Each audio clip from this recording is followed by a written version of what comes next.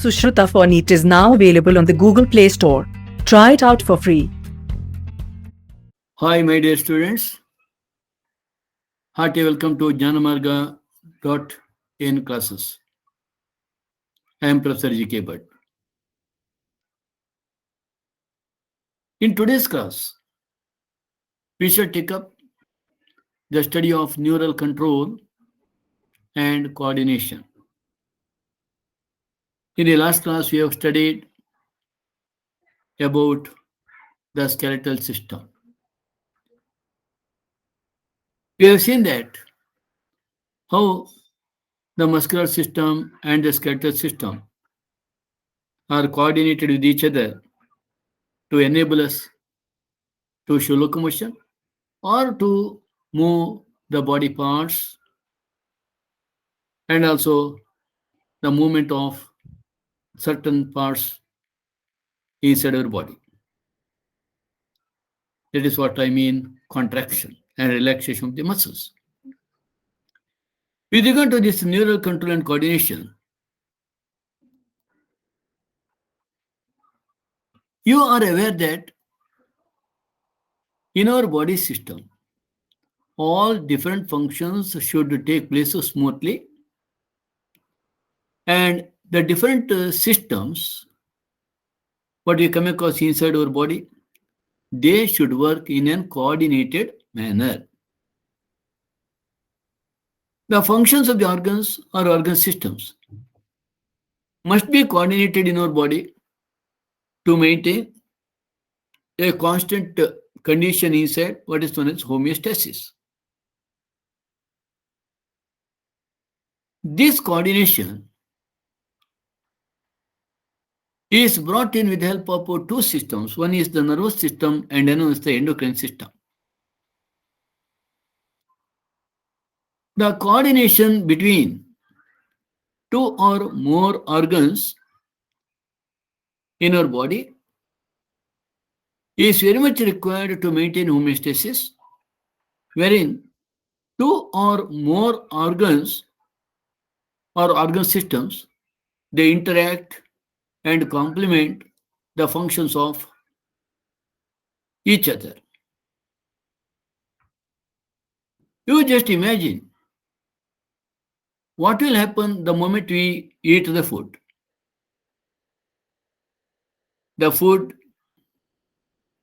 step by step, it passes through the different parts of the alimentary canal, starting from the mouth. When we swallow, the food enters the stomach through the esophagus. From there, it enters into the intestine. And in the first part of the intestine, when the food passes through, the process of digestion gets completed. And in next two parts, jejunum and ileum, the digested food gets absorbed. When the food is absorbed, the digested food is absorbed into the blood vessels on one end, and fatty acids and glycerol, like simple forms of the fat, they get absorbed by the lymphatic vessels. That means these blood and lymph, these are the parts of the circulatory system. Once the food is taken into the different cells, to break down this simple form of the food, we require oxygen. This is brought in into the cells with the help of respiratory system. Whenever the food is absorbed, digested food is absorbed by each and every cell, or when it becomes a part and parcel of the protoplasm, these food substances are, when they are utilized inside the cell, because of the different metabolic reactions, waste products are produced. These waste products are taken away with the help of excretory system. So, now you see here the digestive system, circulatory system, respiratory system, excretory system, all these function by complementing the functions of one another. In the same way, if at all you see, when you do the physical exercise, the energy demand by the muscles will be very much. the energy demand is increased for maintaining the increased muscular activity. Therefore, at that time, the blood rushes to the muscles to provide sufficient oxygen. So the supply of oxygen is also increased in the muscles.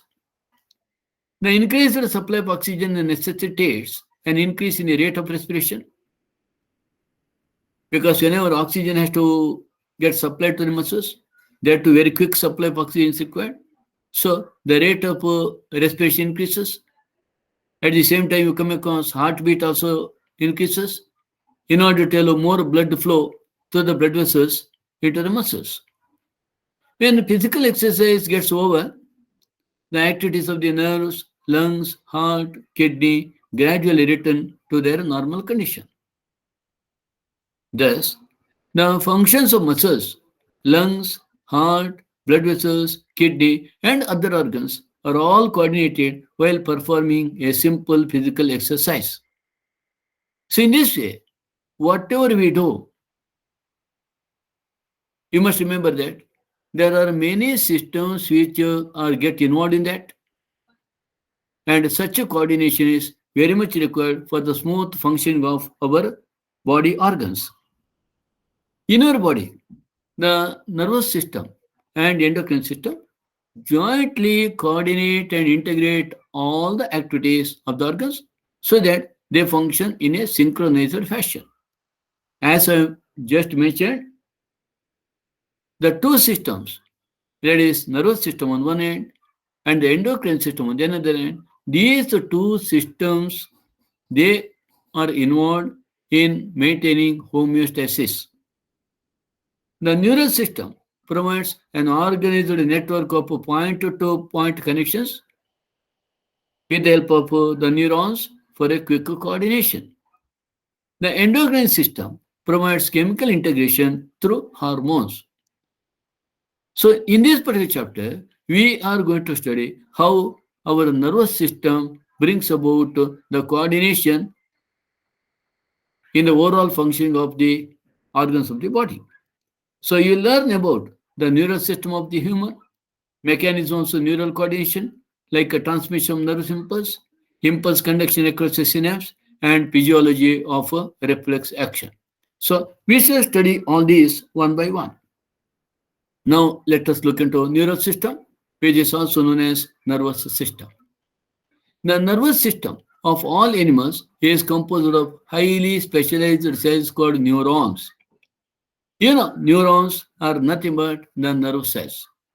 So, nerve cells or neurons are the structural and functional unit of nervous system. These neurons can detect, receive, and transmit different kinds of stimuli. We shall see how it is happening. The neural organization is very simple in lower invertebrates. For example, in Hydra, it is composed of a network of neurons. The simplest nervous system you come across in case of the coelenterate like Hydra. Here, it consists of only the neurons.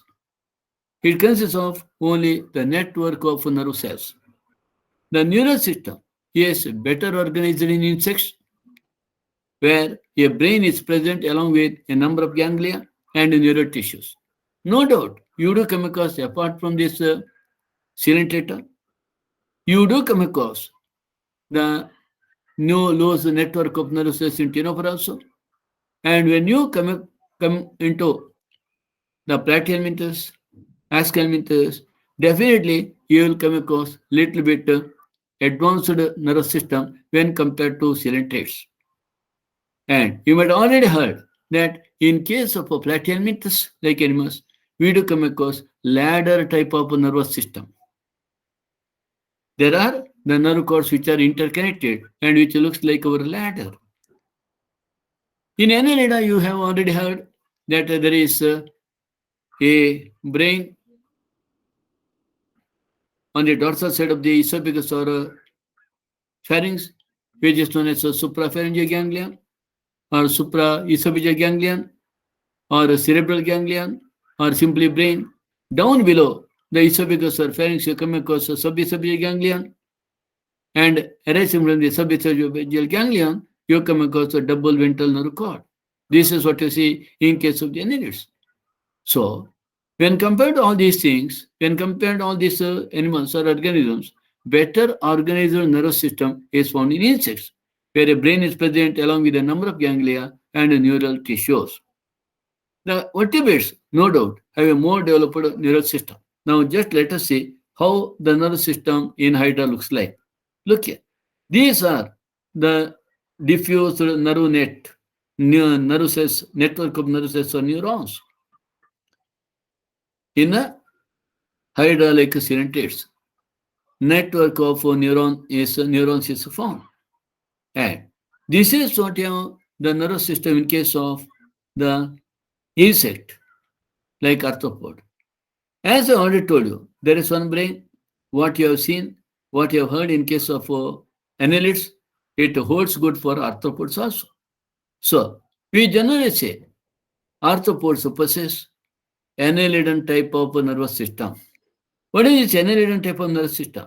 Annelidan type of nervous system, it includes the presence of a pair of ganglion. This we call cerebral ganglion, or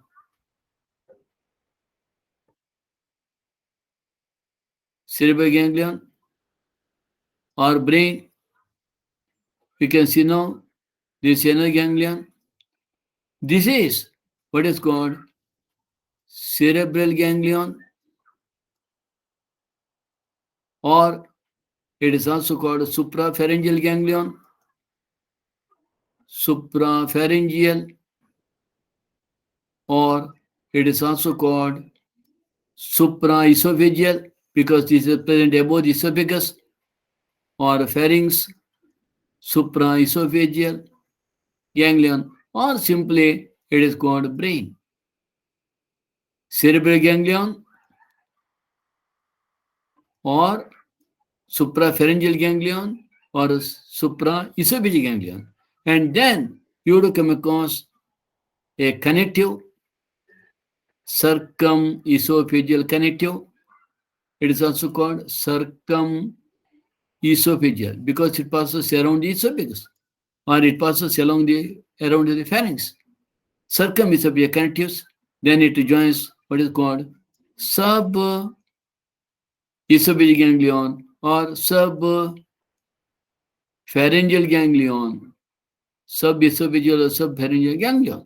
And then you come across double ventral nerve cord, two nerve cords running very close to each other and appear as if it is one, with segmentally arranged ganglia.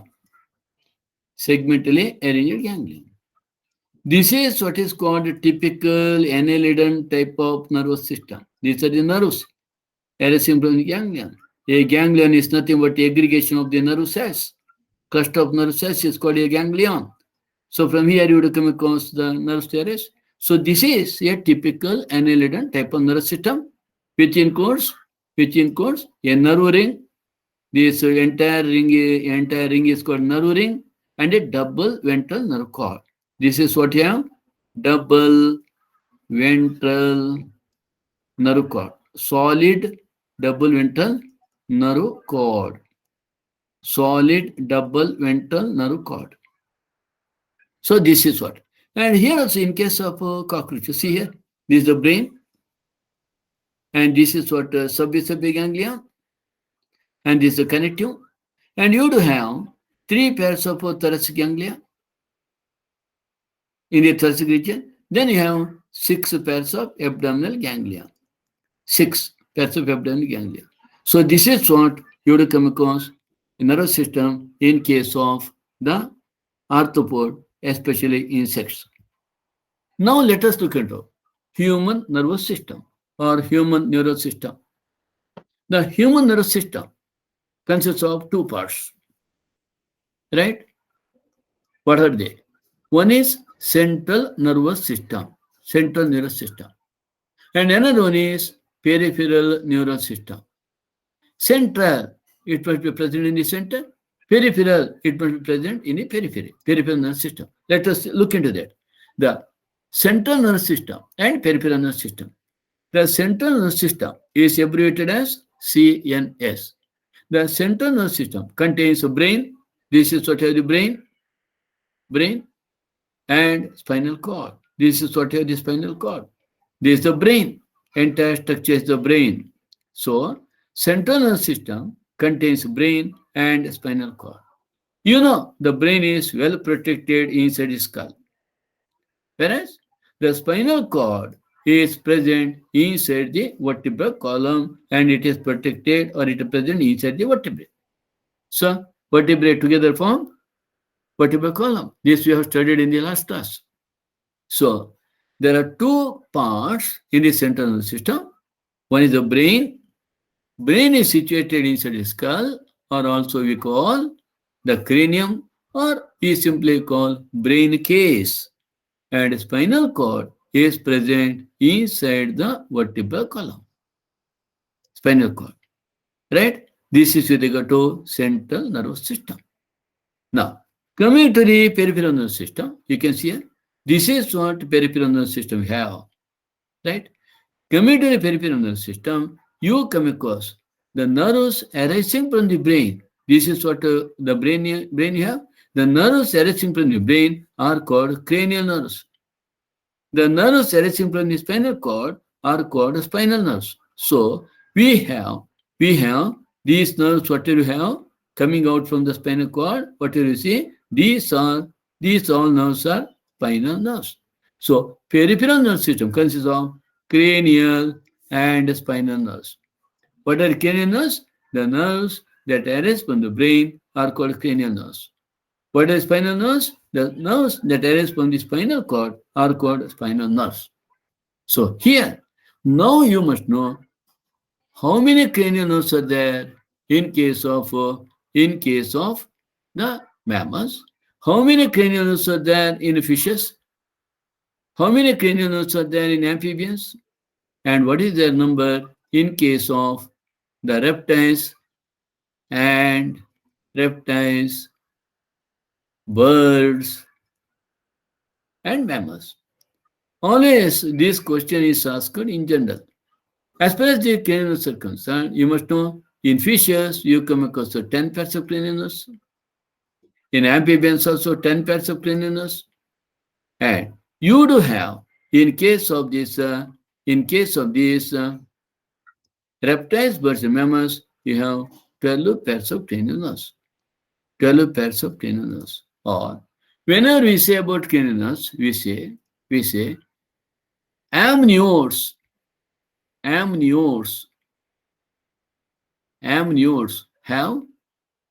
12 pairs of cranial nerves. Amniotes have 12 pairs of cranial nerves, and anamniotes, A-N-I-M-N-I-O-T-S, amniotes, anamniotes have 10 pairs of cranial nerves. Now the question is, what are these amniotes and what are these anamniotes? Amniotes and anamniotes. So let me make it very clear. What are the amniotes? What are the anamniotes? What are the names of these 10 pairs of cranial nerves or 12 pairs of cranial nerves? And let us move to that later. Now, you have to just see here. Okay. Let me just show you. Look here. This is what you have two types of animals, namely amniotes and anamniotes. What do you mean by this amniotes? Amniotes are the animals which have extra embryonic membranes. This is what you have. Extra embryonic membranes.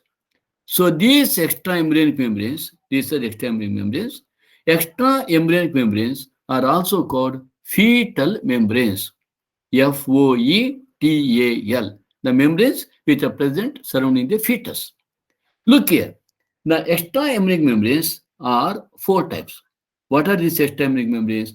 First of all, why they are called extra embryonic membranes? You know embryo? Outside the embryo, whatever membranes are present, they are called extra embryonic membranes. Here, extra means not that they are extra. Extra means outer. The membranes which are present outside the embryo are called extra embryonic membranes.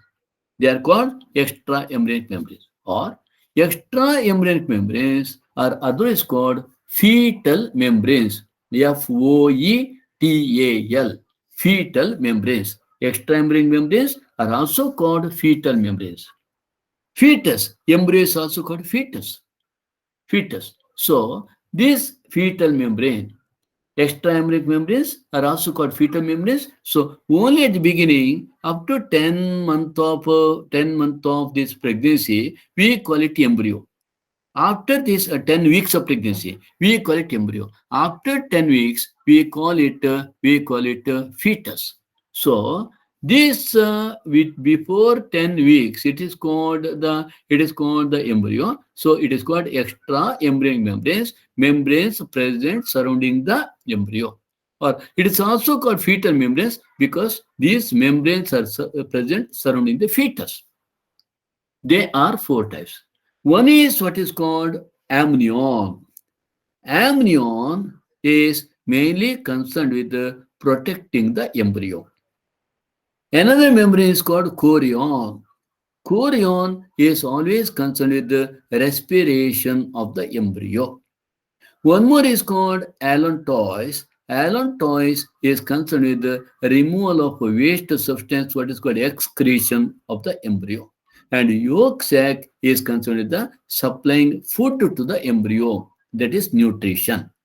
So remember, there are four membranes, and these four membranes are called amnion, chorion, allantois, yolk sac. Because these four membranes are present outside the embryo, they are called extra embryonic membranes. As I told you, extra means outer, not extra, more, not like that. Extra means outer. Extra embryonic membranes are otherwise called fetal membranes. FOETAL. And which are these fetal membranes? Which are the four extra embryonic membranes? Amnion, chorion, allantois, yolk sac. What is the function of amnion? Protection. What is the function of chorion? Respiration. What is the function of allantois? Excretion. What is the function of the yolk sac? Nutrition. Right? Those animals in which these four membranes are present outer to the embryo, they are called amniotes. And those without membranes are called anamniotes. So, amniotes, which are the examples for amniotes? Amniotes include reptiles, aves, and mammals. Reptiles, aves, and mammals. These three groups, these three classes are together called amniotes. And the one which are without extraembryonic membranes, namely fishes and amphibians, these have no extraembryonic membranes and they are called anamniotes. Fishes and amphibians are called anamniotes. Reptiles, birds, and mammals are called amniotes. So this is clear. Now, what I said, you come across 10 pairs of cranial nerves amongst anamniotes and 12 pairs of cranial nerves amongst the amniotes. And it is always good to know the names of these 12 pairs of cranial nerves. And it may be asked at any time. And you must know what is the first one, what is the second one, what is the third one, what is the fourth one, like that. The first cranial nerve is always called olfactory. Second one is called optic. The third one is called oculomotor. The fourth one is called pathetic. The fifth one is called trigeminal. The sixth one is called abducens. The seventh one is called facial. The eighth one is called auditory. The ninth one is called glossopharyngeal. The 10th one is called vagus. The 11th one is called spinal accessory, and the 12th one is called hypoglossal. These are the names of the 12 pairs of cranial nerves which you are supposed to know by heart. You are supposed to know by heart. And also, you must know, if it is asked, which one is the fourth one? Immediately you must say that it is a pathetic, or sometimes it's called a trochlearis also. Which is the sixth one? Abducens. Which is the eighth one? Auditory. Which is the 10th one? Vagus. Which is the third one? It is the olfactory, or oculomotor. What is the second one? Optic. What is the first one? Olfactory. What is the seventh one? Facial. What is the 12th one? Hypoglossal. What is the 11th one? Spinal accessory. So, this is what you are supposed to know. Now, let me just give to you the names of these cranial nerves. Okay, cranial nerves. So, cranial nerves are the following. Look here, you can see it clearly. The first one is olfactory, second one is optic, third one is oculomotor. The fourth one, I said there are two names. One is a pathetic or trochlear. Fifth one, trigeminal. Sixth one, abducens. Seventh one, facial. Eighth one, auditory or vestibulocochlear. Ninth one, glossopharyngeal. 10th one, vagus. 11th one, spinal accessory. And 12th one, hypoglossal. You must know all these 10 cranial nerves by heart. Right? So, these 12 pairs of cranial nerves are present in case of the reptiles, birds, and mammals, but only 10 pairs, 11th and 12th, they are not there. Only 10 pairs of cranial nerves are present in case of the fishes, and amphibians. Fishes and amphibians. Okay? Now, let us see this. You have, I said 12 pairs of cranial nerves. And these 12 pairs of cranial nerves, names can be easily remembered by remembering one sentence. Let me just write that sentence and give the sentence to you. You can easily remember by remembering one sentence. What is that? On occasion of parties, the attractive faces are whom? On occasion parties, the attractive faces are girl visitors. So, on occasion parties, the attractive faces are girl visitors. All girls now start developing horns on their head. But remember, listen here, especially heroines. If you consider that you are heroine, no problem. Heroines. So here, O stands for olfactory, second O stands for optic, third O stands for oculomotor, P for pathetic, T for trigeminal, A for abducens, F for facial, A for auditory, G for glossopharyngeal, V for vagus, S for spinal accessory, and H for the hypoglossal. So in this way, we can remember the names of the 12 cranial nerves. So if you just remember the sentence and don't remember the names of the cranial nerve, it is of no use. Remember, you have to remember the names of this, not simply sentence. The sentence you can easily remember, not that. You have to remember the names of the cranial nerves. So I hope it is understood. I have given the mnemonics also, how to remember, and continue that. Okay. So this is with regard to cranial nerves.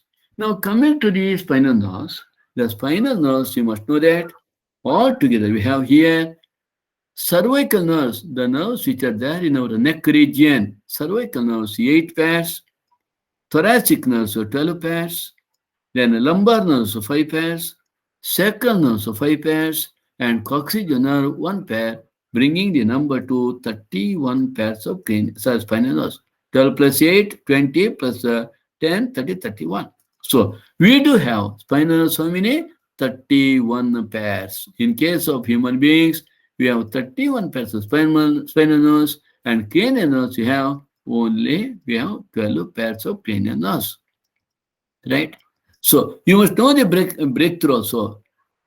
Cervical nerves, 8 pairs. Remember, cervical vertebrae, 7. But the cervical nerves, 8 pairs. Thoracic nerves, 12 pairs. Thoracic nerves, nerves of the chest region, breast region. Cervical nerves, nerves of the neck region. And lumbar nerves, waist region. Lumbar nerve, 5 pairs. Just beneath that, in the bottom part, bottom region, you have sacral nerves, 5 pairs. And you do have the coccygeal nerve, 1 pair. Right? Right. Now, let us look into the nerve fibers. The peripheral nerve system is made up of two types of nerve fibers. There are two types of nerve fibers in the peripheral nerve system. One is what is called afferent nerves.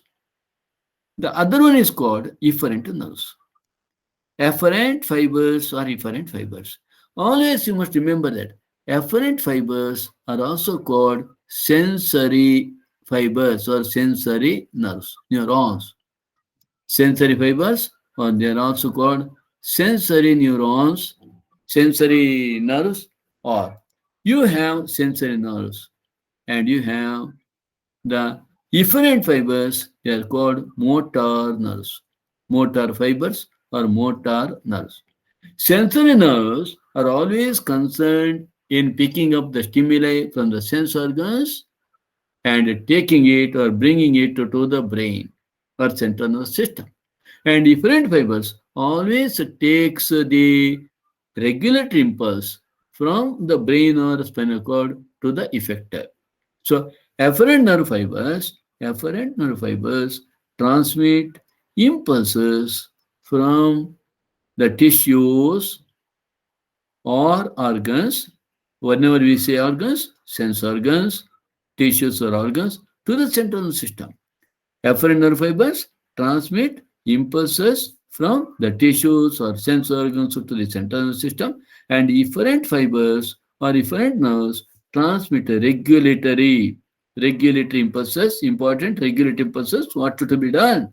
Regulatory impulses from the central nervous system to the concerned peripheral tissues or organs. And these tissues or organs are generally either the glands or the muscles.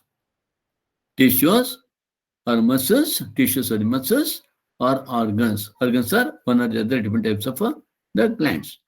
This is what about afferent fibers and different fibers. Now let us see this. Look here. This is what the central nervous system, associated the brain and spinal cord central nervous system part. You do have peripheral nervous system, and peripheral nervous system we already heard that it includes cranial nerves and spinal nerves.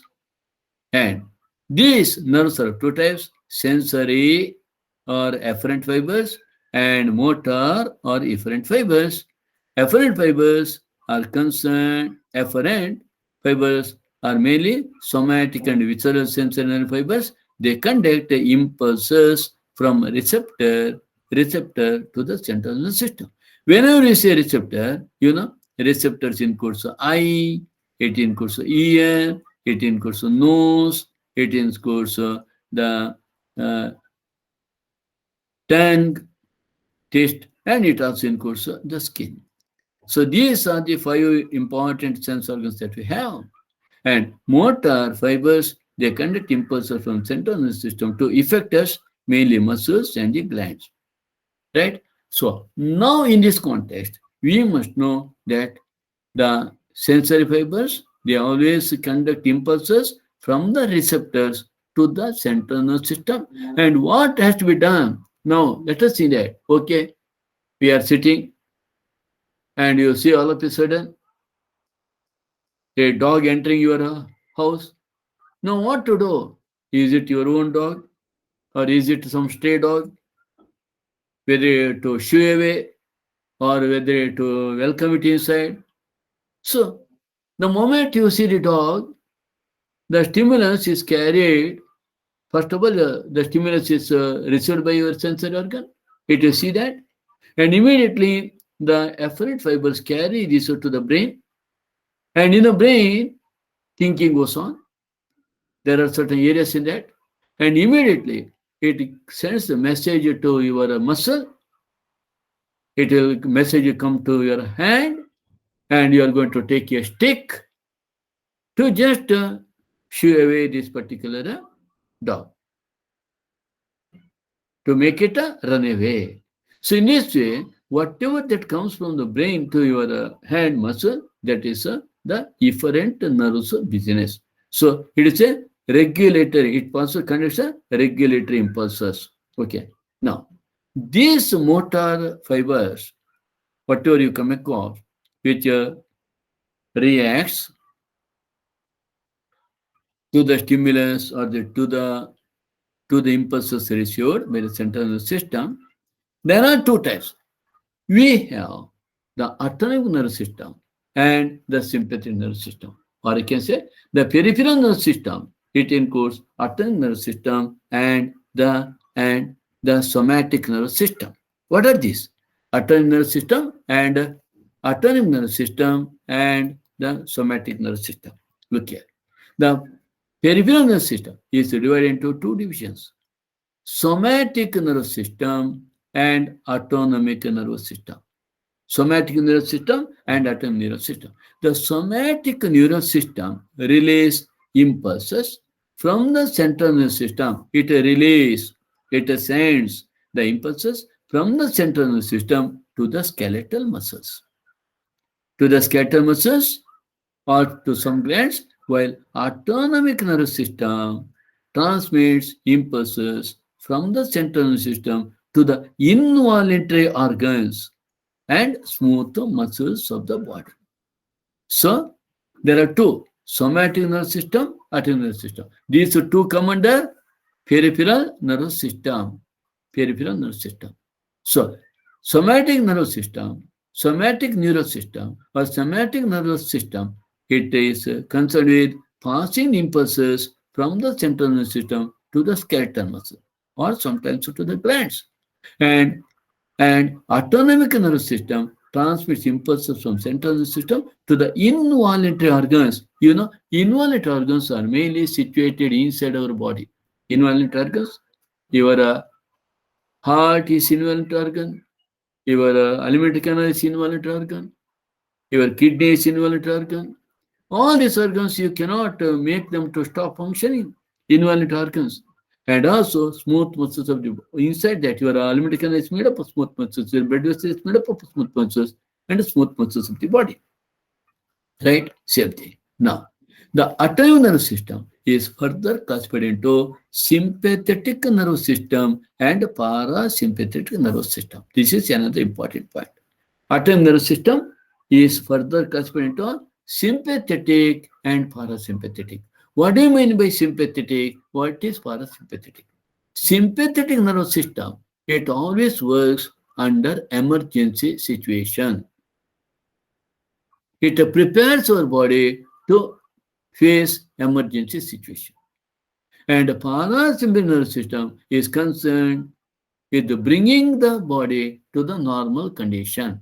Whenever the body gets prepared to face the emergency situation, the sympathetic nervous system works, and after this stress gets over, emergency situation gets over, then parasympathetic nervous system starts functioning, bringing our body to the normal condition. Let us see this.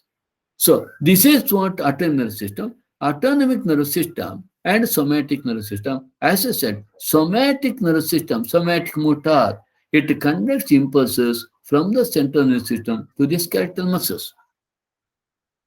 So, putting it in another way, somatic nervous system is concerned with the outer part of our body. Autonomic nervous system is concerned with the inside part of our body. Autonomic nervous system, it is with the visceral motor, viscera, means whatever that we have inside our body, viscera. So, visceral motor conducts impulses from the central nervous system to cardiac muscles of the heart, smooth muscles of the alimentary canal, and also inside the glands. It is concerned with the inside glands also. So this is what you would come across with regard to the somatic nervous system and autonomic nervous system. And this autonomic nervous system again gets divided into, or it includes sympathetic division. mobilizes body systems during activity like a fight, a flight, or fright. And parasympathetic division conserves energy, promotes housekeeping function during rest. So it brings back to the normal condition, right? This is with regard to sympathetic and parasympathetic division. You can look here. Here you see, these are all, whatever that straight lines are there, these are all sympathetic nerves, and whatever dotted lines are there, these are all indicating you the parasympathetic system. So sympathetic nervous system and parasympathetic nervous system. So you can see very clearly parasympathetic nerves, parasympathetic system. Nerves concern parasympathetic system. They arise from here. Seventh, fifth, third, seventh, ninth, 10th cranial position. And then they also arise from here. That is a sacral too. Whereas the sympathetic nervous system are part of, here you can see T1, thoracic 1 to T12, then the lumbar 1. So from here, you do see the sympathetic nerves arise. So sympathetic nerves, always they are concerned with the emergency situation, like fear and that, flight, fear, fright, flight, and fight. Whenever you quarrel, you get prepared for that. Whenever you want to fly away from there, our muscles require a lot of stamina. You get prepared for that. Whenever you are frightened, we also get this particular system to work, right? So this is what you come across, so somatic nervous system. It is mainly part of peripheral nervous system, as you know. And this is what somatic nervous system to include autonomic nervous, that peripheral nervous system to include somatic and autonomic. In autonomic, sympathetic. And this is a parasympathetic nervous system. These two are there, right? As you can make out here, the somatic nervous system is mainly concerned with the skeletal muscles, outer part of the body. And autonomic nervous system is concerned with the functioning of the alimentary canal, functioning of that of the heart, and also functioning of the glands, right? Sympathetic nervous system, the nerves for the sympathetic nervous system arise from thoracolumbar region, thoracic region and the lumbar region. I have showed you. This is thoracic region and this is lumbar region. And parasympathetic nerves arise from the craniosacral region. Some nerves arise from the cranial region and some nerves arise from that of the sacral region. So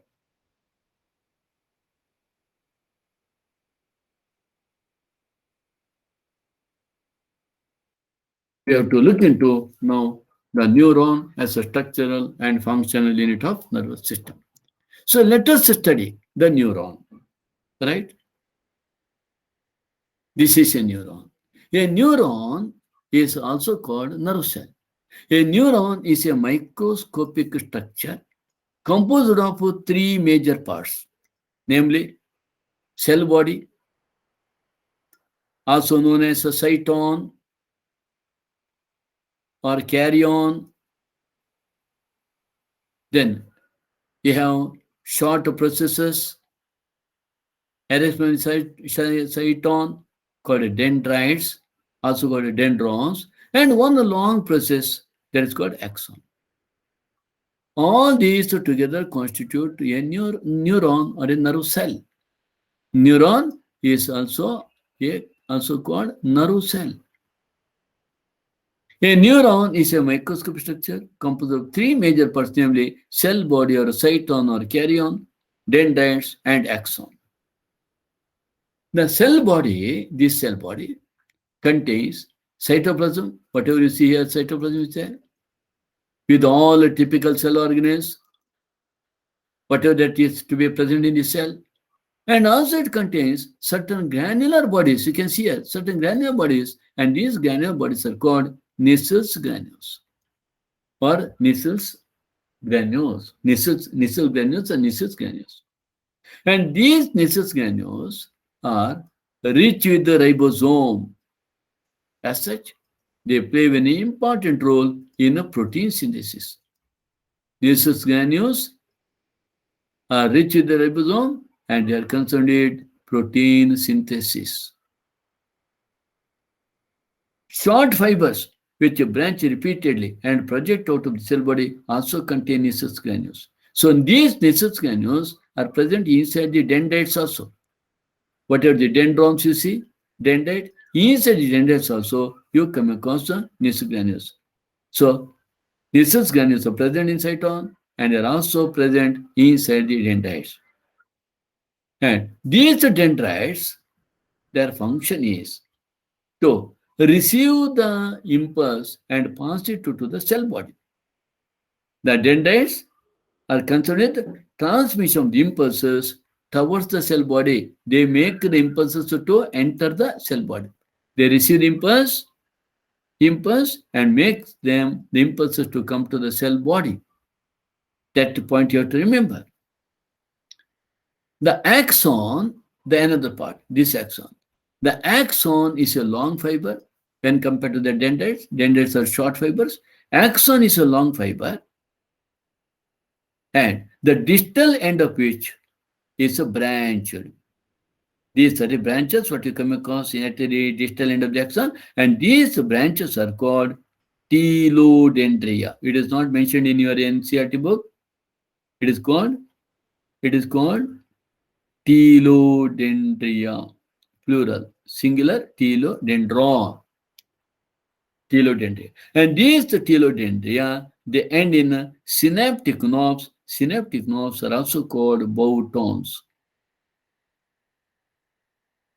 Not buttons, bowtons. Bowtons, otherwise called synaptic knobs. So the axon is a long fiber, the distal end of which is branched, called a telodendria. Each branch terminates as a bulb-like structure called a synaptic knob, or the synaptic knob is also called bowton, which possesses vesicles, synaptic vesicles inside containing chemical called neurotransmitters. So inside this, we will be studying that later. Inside these synaptic knobs, there are synaptic vesicles containing chemical called neurotransmitters. The axon, this is axon end, the axon end, okay. The axon transmits nerve impulses away from the cell body to a synapse.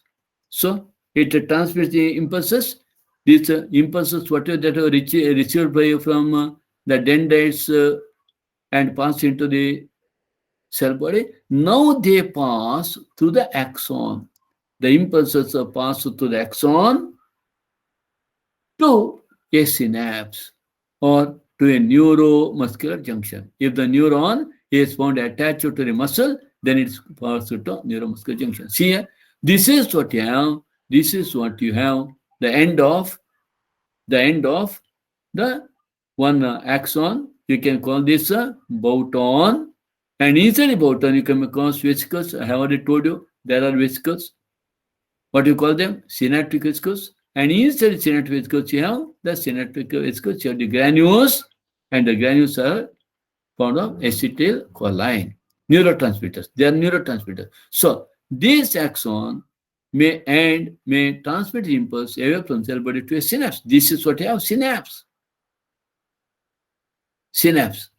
Pass the impulses to synapse or to a neuromuscular junction. What is that neuromuscular junction? Neuromuscular junction is the junction formed by one of the neuron and the muscle fiber. So here you have, this is what you have, the muscle fiber here.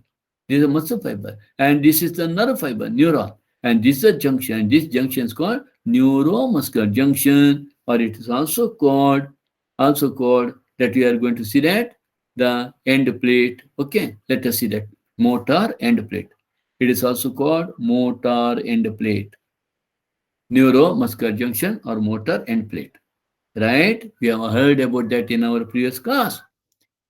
Based on the number of axons and dendrites, the neurons are of three types. Multipolar neuron, where there is one axon and two or more dendrites found in the cerebral cortex. Bipolar neuron with one axon and one dendrite. So bi, one axon, one dendrite, bipolar neuron found in our receptor organs like eye, ear, etc. Unipolar neuron, the cell body is made up of only one axon and found usually in the embryonic stage. So you must remember where you come across multipolar neuron, where you come across bipolar neuron, where you come across unipolar neuron.